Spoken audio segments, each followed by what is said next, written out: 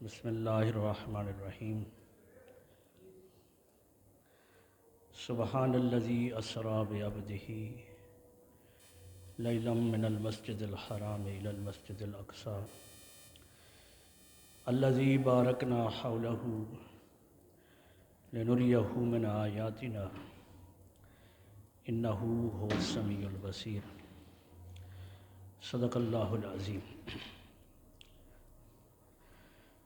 رب اشرح لی صدری ویسر لی امری واحلل عقدۃ من لسانی یفقہوا قولی۔ صلاۃ و سلام علیک یا سیدی یا رسول اللہ۔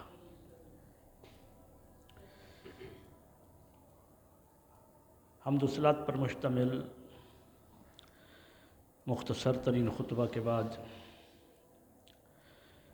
نہایت ہی واجب الاحترام معزز و محترم سامعین کرام، عزیزان گرامی قدر، اللہ رب العزت کے فضل و کرم سے، اس کی دی ہوئی توفیق سے آقا علیہ الصلوۃ والسلام کو عطا کردہ عظیم معجزہ معراج مصطفیٰ کا تذکرہ ہم غالباً آج تیسرے جمعہ پر کر رہے ہیں، اور حضور علیہ الصلوۃ والسلام کے ذکر سے اپنے دلوں کو محظوظ کر رہے ہیں کہ کیا شان ہے ہمارے آقا و مولا حضرت محمد مصطفیٰ صلی اللہ علیہ وسلم کی، کہ جنہیں اللہ رب العزت نے اتنا بلند مقام عطا کیا، اور اللہ کی سنت بھی ادا کر رہے ہیں۔ دیکھیں نا کہ وہ رب ہو کر اپنے پیارے حبیب صلی اللہ علیہ وسلم کی تعریف کر رہا ہے۔ سبحان الذی اسری بعبدہ لیلا من المسجد الحرام الی المسجد الاقصی۔ پاک ہے وہ ذات جس نے سیر کرائی اپنے بندے کو مسجد حرام سے مسجد اقصی کی طرف، اور بیچ میں فرمایا اللیل، رات کے تھوڑے سے حصے میں۔ تو یہ رب ہو کر تعریف کر رہا ہے اپنے حبیب صلی اللہ علیہ وسلم کی۔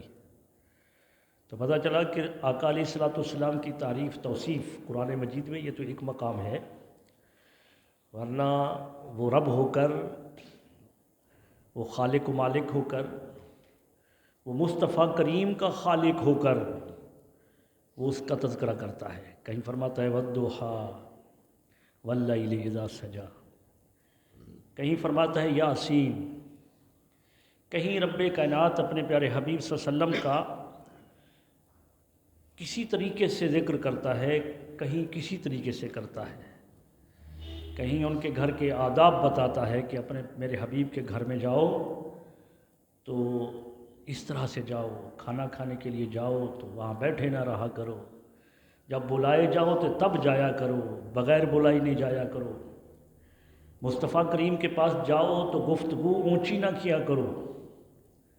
یہ سارے تذکرے رب کر رہا ہے، اور جب ہم تذکرہ کرتے ہیں آقا علیہ الصلوۃ والسلام کا تو اسی جہت پر اور دل کے اندر یہی نیت لے کر کہ اللہ رب العزت وہ رب ہو کر اپنے پیارے حبیب کی تعریف و توصیف کرتا ہے، تو ہم تو اس کے امتی ہیں۔ جو شان رب کائنات نے اپنے پیارے حبیب صلی اللہ علیہ وسلم کو عطا کی، تو پھر امت کا حق کیوں نہیں بنتا کہ وہ ان شانوں کا تذکرہ کرے؟ تو ان شانوں میں سے ایک شان جس کا تذکرہ آج تیسرے جمعہ پر ہو رہا ہے وہ ہے معراج مصطفیٰ صلی اللہ علیہ وآلہ وسلم۔ قرآن مجید فرقان حمید کی اس آیت کریمہ میں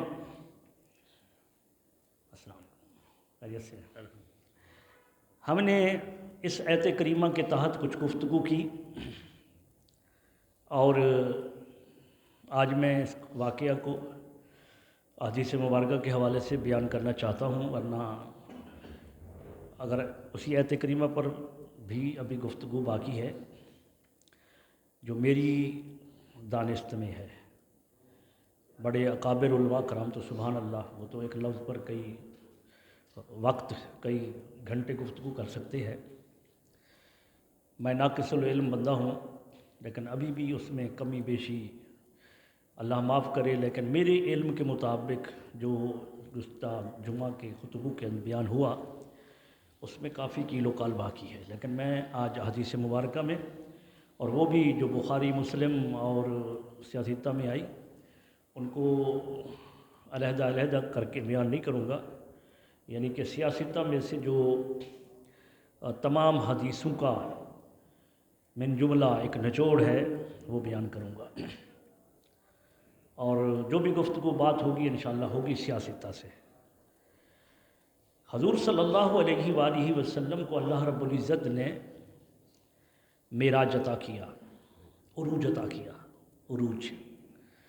شاہ ولی اللہ رحمۃ اللہ علیہ فرماتے تھے کہ یہ کہو نا کہ حضور بلندی پر کھڑے ہیں تو یہ حضور کی شان نہیں ہے، یہ تو اس بلندی کی وجہ سے حضور بلند ہوئے نا، لیکن اب میں اوپر بیٹھا ہوں تو آپ لوگ اس سے بلند بیٹھا ہوں، وجہ کیا ہے کہ ممبر پر بیٹھا ہوں، 2-3 سٹیپ بنا دیے پر بیٹھا ہوں، آپ سے بلند ہوں۔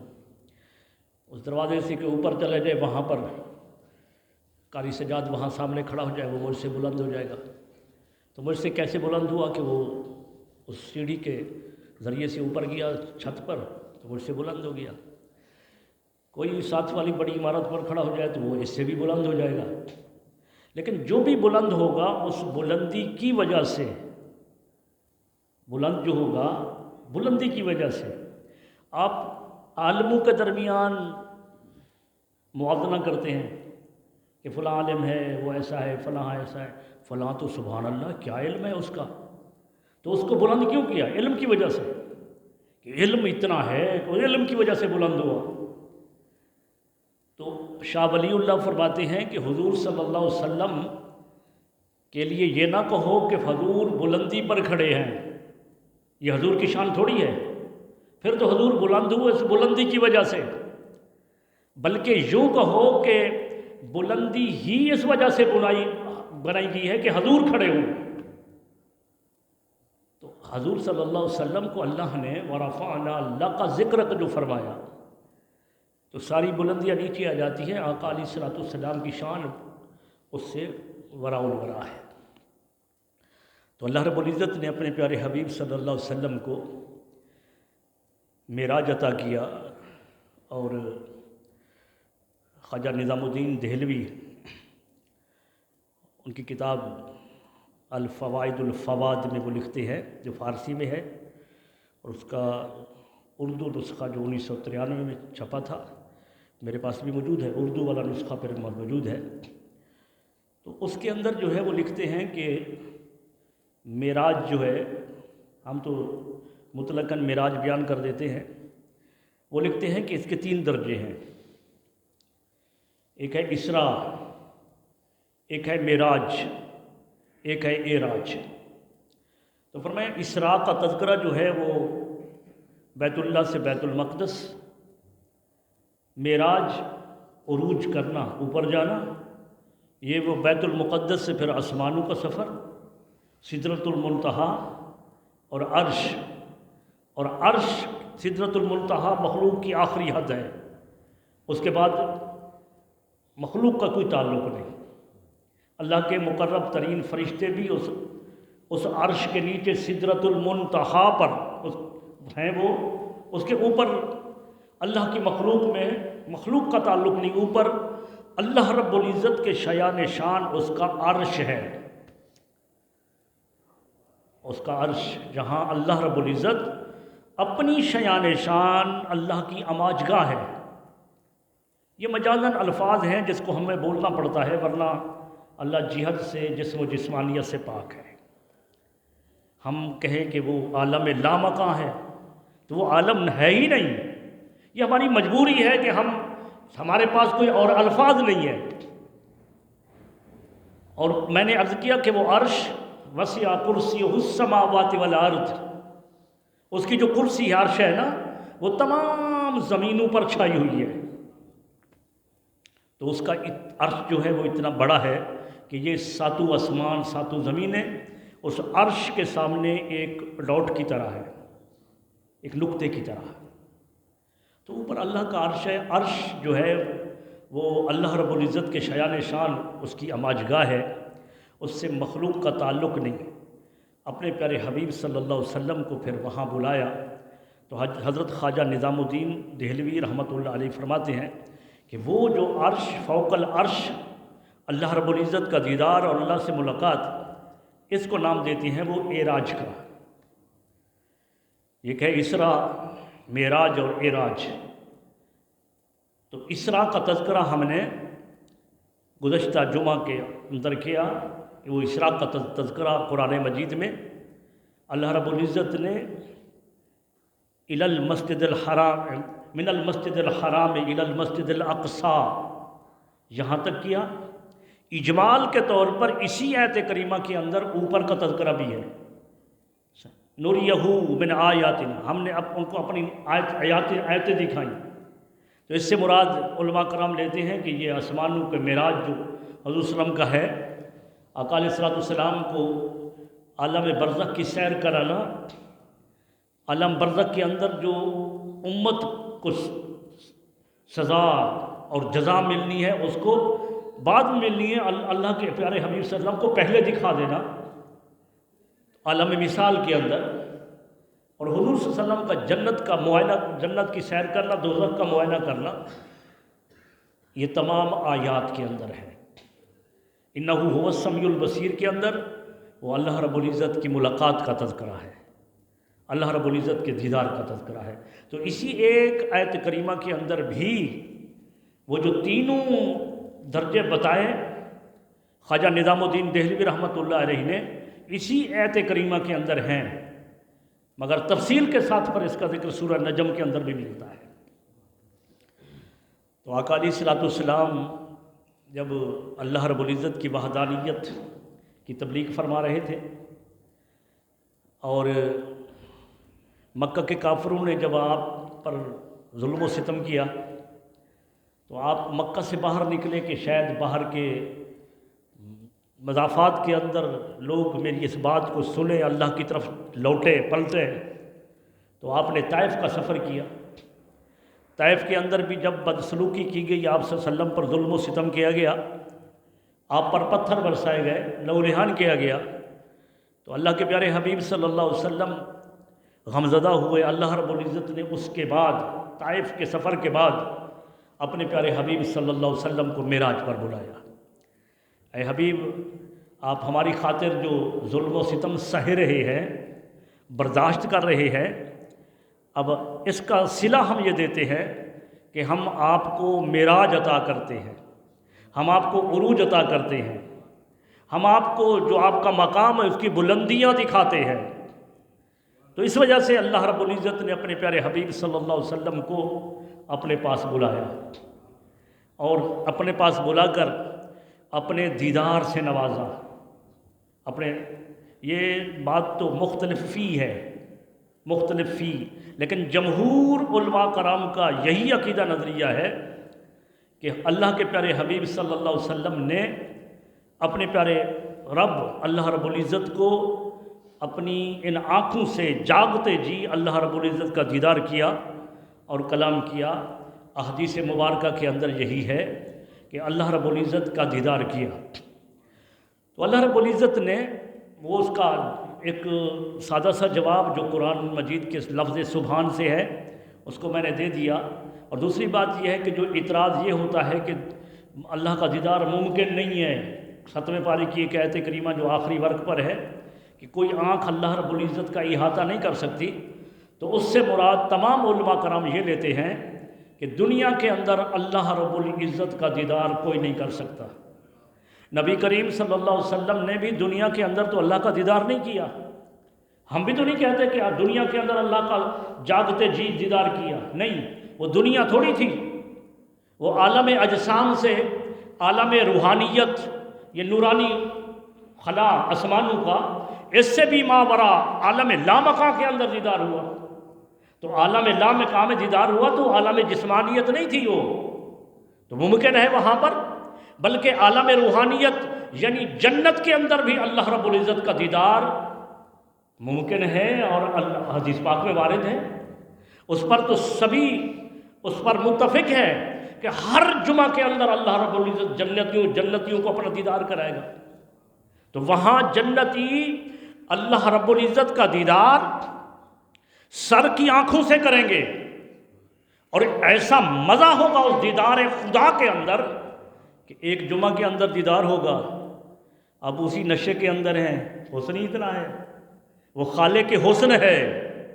یوسف علیہ السلام کا وہ خالق ہے، مصطفیٰ کا خالق ہے، آقا علیہ السلام کا خالق ہے.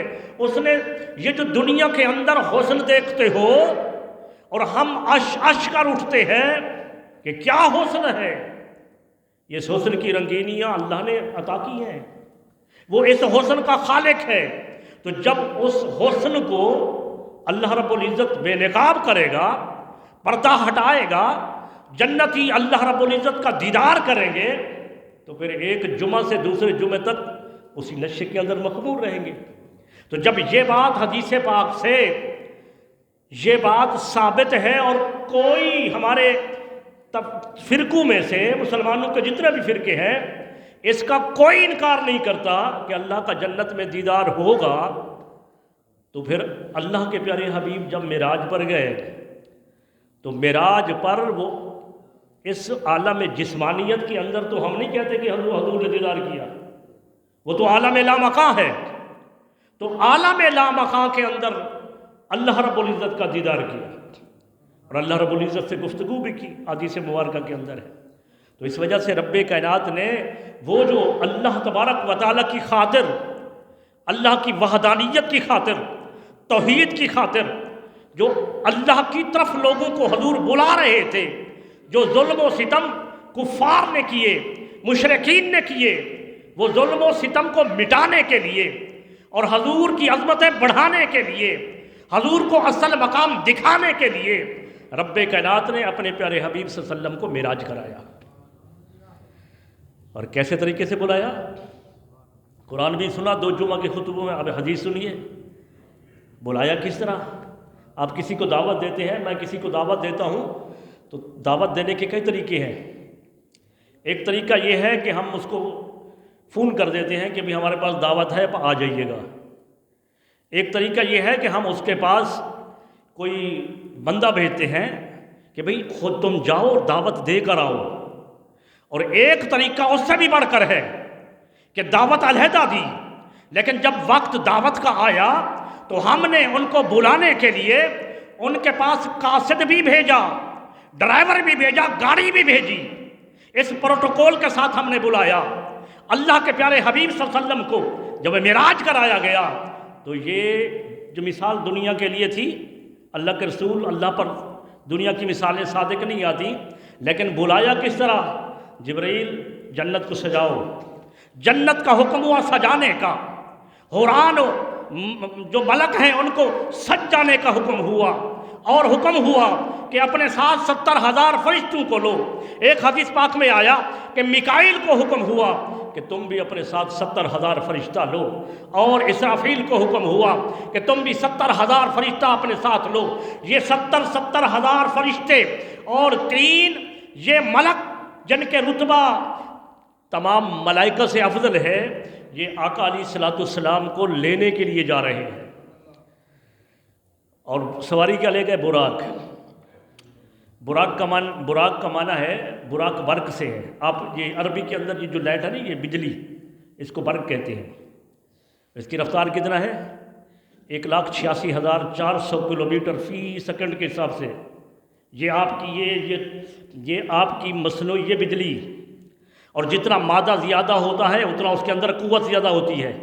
یہ برق ہے کہ اس کی رفتار اتنا ہے کہ 1 سیکنڈ کے اندر یہ اس رفتار میں، یہ سورج کی شعاع کے متعلق بھی یہی کہا گیا.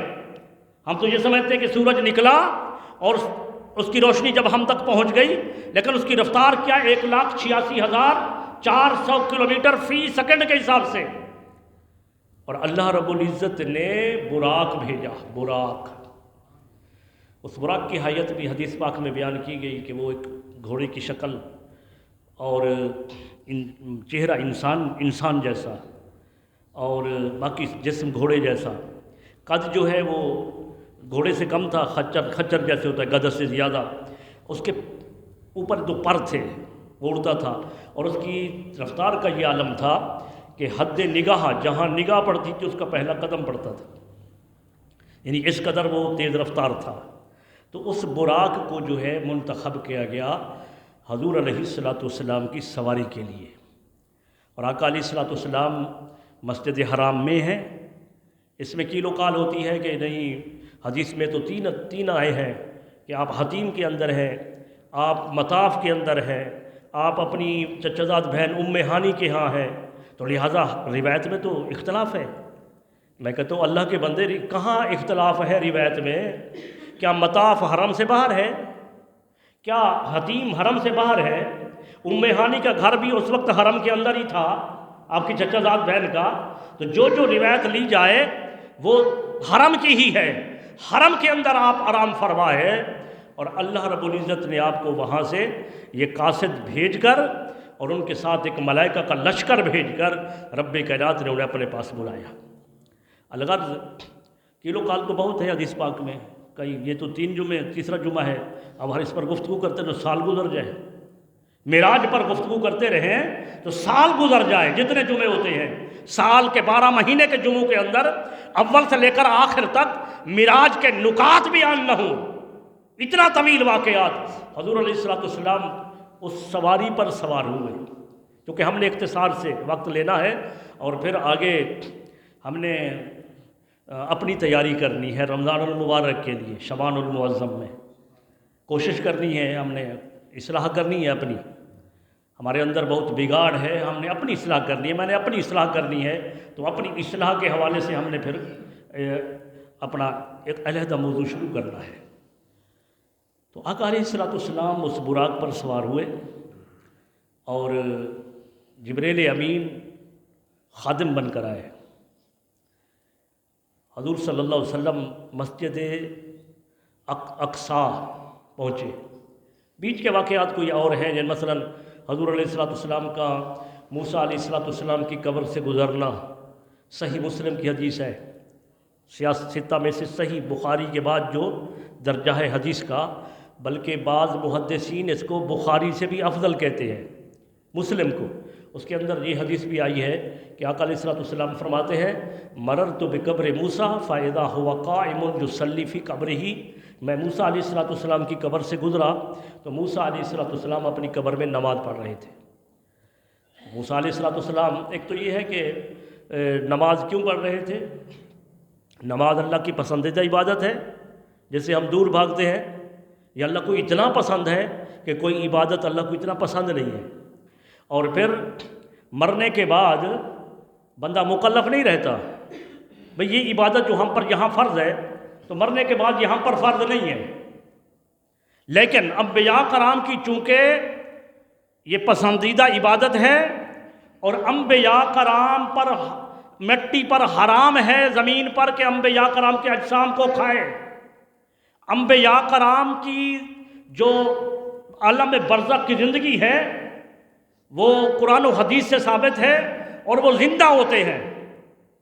نبی کا غلام اگر شہادت کا درجہ پا کر نص قطعی سے ثابت ہو کر وہ مردہ کہنا ان کے لیے جو کہنے والا کافر ہو جاتا ہے، تو انبیاء کرام اس کے لیے کہاں جائز ہے؟ تو انبیاء کرام بھی اپنے اپنے مزارات کے اندر اپنی جسم و جسمانیت کے ساتھ وہ زندہ ہوتے ہیں، اور اپنی پسند کی عبادت کرتے ہیں، اپنی جو ان کی پسند ہے، اور پسند انبیاء کرام کی بھی اللہ کی بھی سب سے زیادہ پسند عبادت جو ہے وہ نماز ہے۔ اس وجہ سے نبی کریم صلی اللہ علیہ وسلم نے فرمایا کہ جس وقت میں وہاں سے گزرا تو موسیٰ علیہ الصلوۃ والسلام قبر میں نماز پڑھ رہے تھے۔ کیل و قال تو علماء کرام نے اور بھی کی، فرمایا کہ صلاۃ کا معنی جس طرح نماز ہے تو یہ نماز تو مجازی معنی ہے صلاۃ کا، صلاۃ کے اور معنی بھی ہیں، 70 معنی ہے صلاۃ کا، تو ان میں سے ایک معنی درود و سلام بھی ہے۔ نبی کریم صلی اللہ علیہ وسلم نے وہاں سے گزرنا تھا، آپ کی آمد تھی، تو آقا علیہ الصلوۃ والسلام کی آمد پر موسیٰ علیہ الصلوۃ والسلام اپنی قبر کے اندر کھڑے ہو کر نبی کریم صلی اللہ علیہ وسلم کی ذات والا صفات پر درود و سلام پڑھ رہے تھے۔ تو صلاۃ کا ایک معنی درود و سلام بھی ہے۔ بل الغرض حضور علیہ الصلوۃ والسلام بیت المقدس پہنچے. وہ بیت المقدس جس کا تذکرہ پچھلے جمعہ پر میں نے کیا، اور بات پھر ہماری معراج کی رہ گئی تھی، بات پھر مسجد اقصیٰ مجاہدین کے بارے میں، اور وہاں چل پڑی تھی تھوڑی. تو وہ مسجد اقصیٰ جو ہمارا 18 مہینے 17 مہینے مسلمانوں کا قبلہ رہا، قبلہ اول ہے، اور 17 مہینے آقا علیہ الصلوۃ والسلام مدینۃ المنورہ میں بیت المقدس کی طرف منہ کر کے نماز ادا کرتے رہے. پھر حضور علیہ الصلوۃ والسلام کی چاہت پر قد نرا تقلب وجہک فی السماء، اے حبیب ہم آپ کا بار بار آسمان کی طرف اٹھتا ہوا چہرہ دیکھ رہے ہیں. فلنولینک قبلۃ ترضاها، ہم عنقریب آپ کو پھیر دیں گے اس قبلہ کی طرف ترضاها جسے تو چاہتا ہے. فولی وجہک شطر المسجد الحرام، اے حبیب آپ اپنا چہرہ مسجد حرام کی طرف کر لیجئے. تو یہ حکم تھا مسجد قبلتین کے اندر. اس سے پہلے 17 مہینے یعنی 1.5 سال آقا علیہ الصلوۃ والسلام اور آپ کے امتی صحابہ وہ بیت المقدس کی طرف منہ کر کے نماز ادا کرتے رہے. تو وہ ہمارا قبلہ اول ہے. اور رب کائنات نے قرآن میں جو فرمایا ہے نا کہ اے حبیب ہم مسجد اقصیٰ کی طرف کیوں لے گئے، فرمایا لنریہ من آیاتنا، تاکہ ہم اپنی آیات دکھائیں. فرمایا کہ ہم اپنی آیات دکھائیں. اور وہ مسجد اقصیٰ کیا کہ الذی بارکنا حولہ، وہ مسجد اقصیٰ جس کے حول کے اندر، جس کے ارد گرد کے اندر ہم نے برکتیں رکھی ہیں. ہم چھوٹے سے تھے، اسکول پڑھتے تھے، ہماری والدہ کہتی تھی، نانی اماں کہتی، دادی اماں بیٹا جاؤ مسجد میں جاؤ، مسجد کے اندر اللہ کی رحمتیں بڑھتی ہیں، اللہ رب العزت کی برکتیں چھما چھم مسجد میں برستی ہیں. مسجد کا وہ خطہ جو مسجد کے لیے مختص کیا گیا وہ اتنا عظیم ہے کہ اگر اس جگہ کو گرا دیا جائے، کوئی حکومت اس کو گرائے، لیکن وہ مسجد بن گئی تھی، وہ قیامت تک کے لیے مسجد رہے گی. عرش اولیٰ سے لے کر تحت الثری تک وہ مسجد ہے. وہ اتنا عظیم بن گیا وہ خطہ کہ مسجد اور مسجد کی عظمت یہ ہے کہ نبی کریم صلی اللہ علیہ وسلم نے فرمایا جس نے ایک پرندے کے گھونسلے جتنا، مراد یہ تھا کہ چھوٹی سے چھوٹی جگہ، چند نمازیوں کی جگہ مسجد کے لیے مختص کی بنائی، اللہ تبارک و تعالی اسے عظیم محل جنت میں عطا کرے گا. ایک حدیث میں آیا کہ ایک اینٹ لگائی، ایک اینٹ کے بدلے بھی اللہ تبارک و تعالی جنت کے اندر انہیں گھر عطا کرے گا. یہ جو آپ احباب جمعہ کے دن، جمعہ کے ماہ سوا، وہ جو ہمارے ساتھی جن کو ہم اپنی خوشی سے ہم کہتے ہیں چلو ہمیں یادداشت رہے، لیکن وہ پرچی لینے کے قائل نہیں. وہ کہتے نہیں ہمیں کئی ساتھی ہیں، ہمیں پرچی کی کیا ضرورت ہے. تو ہم اپنی جا لکھنے کے لیے ہم دیتے ہیں. تو یہ جو آپ 10 روپے سے لے کر ہزاروں روپے تک مسجد پر خرچ کرتے ہیں، یہ رائے گاں بیکار نہیں جائے گا. مسجد کے اندر برکتیں ہوتی ہیں، مسجد کے اندر. لیکن ایک مسجد وہ ہے کہ اللہ رب العزت اپنے کلام کے اندر سورہ اسراء کی پہلی آیت کے اندر الذی بارکنا حولہ فرما رہا ہے کہ وہ مسجد ہے جس کے باہر برکتیں ہیں، اندر تو ہوتی ہی ہے، لیکن مسجد اقصیٰ وہ ہے. فرمایا الذی بارکنا حولہ، جس کے حول میں برکتیں ہیں. میں نے تجسس کیا، میں نے اس پر کوشش کی کہ کیا وجہ ہے کہ مسجد اقصیٰ کے باہر برکتیں ہیں. الغرض پتہ چل گیا. تمام مفسرین کرام نے گفتگو کی. علامہ علوسی کو پڑھیے، روح المعانی کو پڑھیے، آپ اس کے اندر اپنا تفسیر روح البیان کو پڑھیے، ضیاء القرآن کو پڑھیے. مفسرین کرام نے جو باہر کی برکتیں بتائیں وہ فرمایا کہ مسجد کے اندر تو برکتیں ہوتی ہی ہیں اس لیے کہ وہ اللہ کا گھر ہے، مگر باہر کی برکتیں یہ ہیں کہ مسجد اقصیٰ وہ عظیم مسجد ہے کہ جہاں پر جب سے بنی آدم علیہ السلام نے بنائی، اس کے بعد انبیاء کرام آتے رہے، ان کا مسکن رہا، ان کا ڈیرا رہا، وہ نماز ادا کرتے تھے، عبادت کرتے تھے. کتنا انبیاء کرام آئے جنہوں نے وہاں عبادت کی، پھر وہ وہاں وفات پائی، اور مسجد حرام کے ارد گرد میں ان کے مزارات ہیں. تو یہ بتایا گیا کہ مزارات جو انبیاء کرام کے مزارات جو وہاں آرام فرما ہے، اس کی وجہ سے رب کائنات نے فرمایا الذی بارکنا حولہ کہ ہم نے اس کے گرد برکتیں رکھی ہیں. آقا علیہ الصلوۃ والسلام کی سواری کو باندھ دیا گیا. حضور تشریف لائے. حضور کا معراج سن کر مومنوں کے دلوں میں خوشی ہوتی ہے کہ کتنا اللہ نے اپنے حبیب کو عروج عطا کی. ہمارے آقا نبی کریم صلی اللہ علیہ وسلم کتنا عظمت والے ہیں کہ معجزہ معراج ہو یا اور معجزات ہوں، جب حضور کا ذکر آتا ہے تو دل خوش ہوتا ہے. رب کائنات نے حضور کا قرآن میں جا بجا ذکر کر کے ہمارے لیے اپنی سنت بنا دیا. تو دیکھیے کہ حضور تشریف لا رہے ہیں مسجد اقصی میں، لیکن وہاں پر 1,24,000 کم و بیش جتنا بھی انبیاء کرام اللہ نے مبعوث فرمائے، سارے کے سارے انبیاء کرام مسجد اقصی میں پہلے موجود ہیں. انتظار ہو رہا ہے امام الانبیاء کا. مقتدی جمع ہے. مقتدی کون ہے؟ انبیاء کرام. آدم علیہ السلام سے لے کر عیسیٰ علیہ السلام تک انبیاء کرام موجود. مصلی امامت خالی. انتظار ہو رہا ہے اس ذات والا صفات کا جس نے تمام انبیاء کرام کا امام بننا ہے. آقا علیہ السلام تشریف لائے. مصلی امامت پر حضور علیہ السلام نے نماز پڑھائی، انبیاء کرام کو نماز پڑھائی. آقا علیہ السلام کی نماز پڑھانے کے بعد پھر وہ خطبات، چند انبیاء کرام کے خطبات، جیسے مشہور انبیاء کرام جس وقت قرآن کے اندر تذکرہ ہے، حدیث میں انہوں نے تذکرے کیے، انہوں نے تقریریں کی. جیسے آپ کسی مہمان خصوصی کو بلاتے ہیں اور ایک جلسہ منعقد کرتے ہیں، بس اسی طرح سے تمام انبیاء کرام نے تقریریں کی، لیکن حدیث پاک کے اندر ان کے الفاظ بھی موجود ہیں. موضوع کیا تھا؟ حضور کی ذات والا صفات، عظمت مصطفیٰ موضوع تھا. پھر آخر میں حضور علیہ السلام نے خطبہ دیا، جو صدارتی خطبہ ہوتا ہے. پھر آقا علیہ السلام کو عروج عطا کیا گیا، معراج. یہ اسراء تھی، آگے معراج شروع ہوئی. معراج آقا علیہ السلام، ایک روایت میں آیا کہ وہ جو سواری تھی اس کو وہاں روک دیا گیا، براق کو. پھر آپ کے لیے ایک نورانی سیڑھی لگائی گئی. آپ صلی اللہ علیہ وسلم پہلے آسمان پر، دوسرے آسمان پر، تیسرے آسمان پر، تفصیل کے ساتھ تذکرہ حدیثوں میں ہے، ہر آسمان پر 1 یا 2 نبیوں سے ملاقاتیں ہوئیں. حضور علیہ السلام کو ان کا تعارف کرایا گیا. وہ انتظار میں تھے. آدم علیہ السلام سے لے کر کئی ہر آسمان پر کسی حدیث پاک میں 2 انبیاء کرام، 2 انبیاء کرام کا تذکرہ آیا، کسی کے اندر ایک نبی کا تذکرہ آیا. انہوں نے پھر حضور علیہ السلام سے ملاقات کی.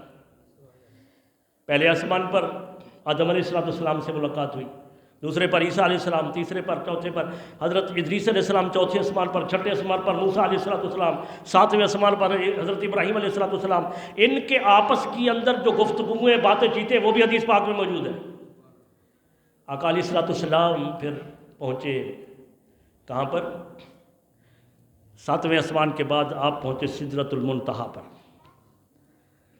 سدرۃ المنتہا حضور علیہ السلام نے اس کی حیت بتائی کہ وہ ایک درخت نما جگہ ہے، ایک درخت کی طرح ایک درخت ہے جن کی شاخیں تحت الثری میں ہیں، جن کی نیچے جڑیں، شاخیں، اور جن کی اوپر کی شاخیں وہ عرش اولا تک ہے. عرش اولا تک. سدرۃ المنتہا وہ مقام ہے کہ جہاں سے آگے مخلوق کا کوئی تعلق نہیں.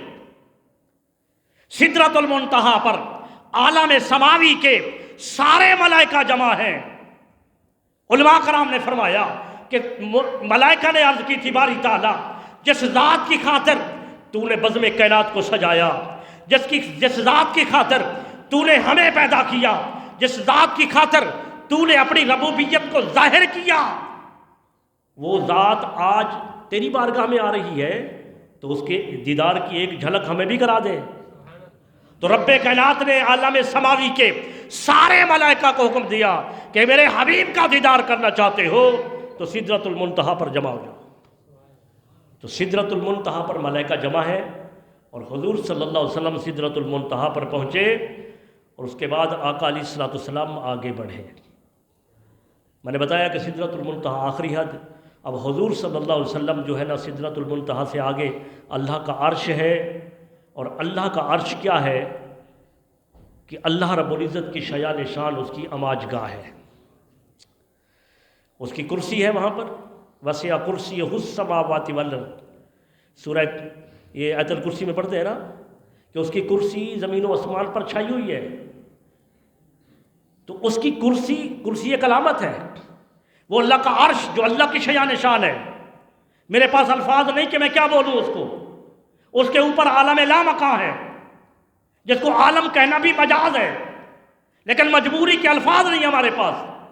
اللہ جسم و جسمانیت سے، مکان و مکانیت سے پاک ہے، بس اس کی شیان شان اس کی اماج گاہ ہے، یہ عرض کیا میں نے۔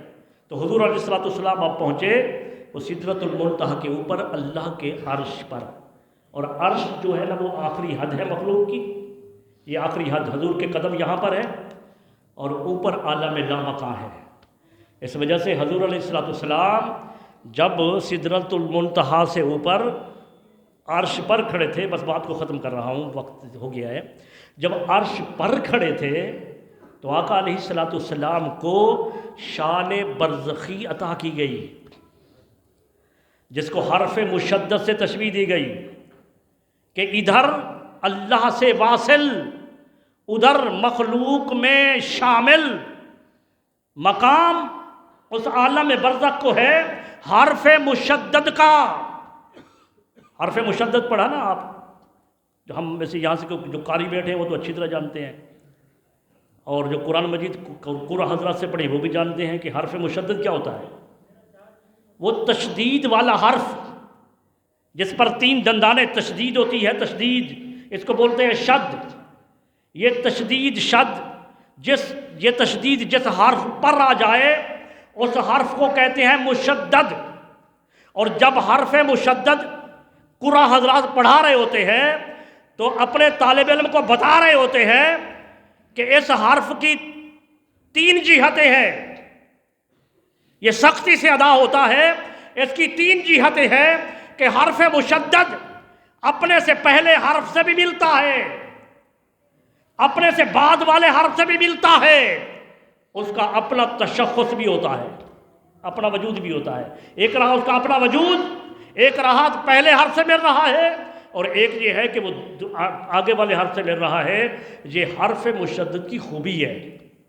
دیکھ لیا، لفظ ہے معلم، معلم لفظ ہے، اب تشدید ہے لام کے اوپر، معلم، میم پیشبو عین لام زبر ال، معل، آگے لام میم زر لم، تو اب دیکھا کہ میم اپنے لام جو ہے اپنے سے پہلے عین سے بھی ملا، اس کا اپنا وجود بھی ہے، اور وہ لام اپنے بعد والے حرف میم سے بھی ملا۔ تو حرف مشدد کہ یہ خوبی ہے کہ جو اپنے سے پہلے سے بھی ملے، اپنے سے بعد میں بھی ملے، اس کا اپنا وجود بھی ہو۔ حرف مشدد کی طرح میرے آقا صلی اللہ علیہ وسلم عرش پر جلوہ گر ہیں۔ قربان نہ جائے مصطفیٰ کی شان سن کر، ہیں کتنا شان بنائی اللہ نے اپنے حبیب کی، حرف مشدد کی طرح آپ عرش پر جلوہ گر ہے، قدمین کے ذریعے سدرۃ المنتہا آخری حد، قدمین کے ذریعے مخلوق میں داخل ہے، اوپر کا سارا وجود عالم لامکاں میں ہے، اللہ سے واصل ہے، حرف مشدد کی طرح ادھر بھی ملے ہوئے ہیں، ادھر نیچے بھی ملے ہوئے ہیں، اپنا وجود بھی ہے۔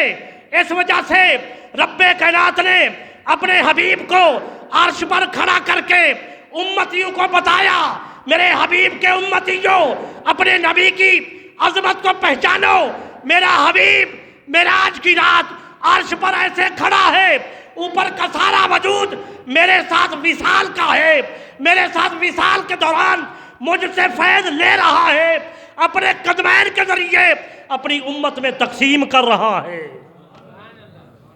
وجود کے ذریعے میرا فیض لے رہا ہے، اور قدم چونکہ مخلوق میں شامل ہے تو قدموں کے ذریعے وہ میرا عطا کردہ فیض امت میں تقسیم کر رہا ہے۔ میرے حبیب کے امتیوں، میرے حبیب کا فرمان سنو۔ اللہ کے نبی نے فرمایا انما انا قاسم واللہ یعطی، اللہ مجھے عطا کرتا ہے، میں تقسیم کرتا ہوں۔ دیکھو معراج کی رات میں ایسی جہت پر کھڑا ہوں، وجود کے ذریعے اللہ عطا کر رہا ہے، قدمین کے ذریعے تقسیم کر رہا ہوں۔ انشاءاللہ یہاں سے اگلے جمعہ پر گفتگو۔